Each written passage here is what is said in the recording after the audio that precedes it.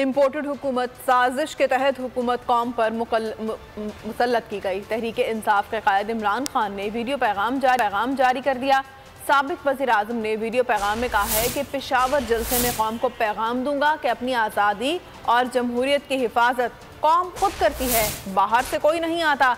हम सब मिलकर फौरी तौर पर इलेक्शन के लिए तहरीक चलाएंगे। पेशावर के लोगों, कल मैं आपके पास आ रहा हूँ। पहली दफ़ा जलसा कर रहा हूँ जब से एक इम्पोर्टेड हुकूमत एक बड़ी साजिश के तहत हमारी कौम के ऊपर मुसल्लत की गई। मैं आपसे आके बातचीत करूँगा इसके मुतालिक भी, और मैं जो सबसे बड़ा पैगाम अपनी कौम को पेशावर से दूंगा वो ये, अपनी आज़ादी की हिफाजत, अपनी जमहूरियत की हिफाजत कौम करती है, कोई और उसकी हिफाजत नहीं करता। कोई फ़ौज नहीं हिफाजत कर सकती, कोई बाहर से कुव्वत नहीं मदद कर सकती। कौम अपनी आज़ादी की हिफाजत करती है, और उसके लिए मैं आपके पास आ रहा हूँ। और हम सब ने मिल के पूरी तहरीक चलानी है कि फौरी तौर पे पाकिस्तान में इलेक्शन करवाया जाए। सब्सक्राइब करें और बेल दबाएं ताकि कोई खबर रह न जाए।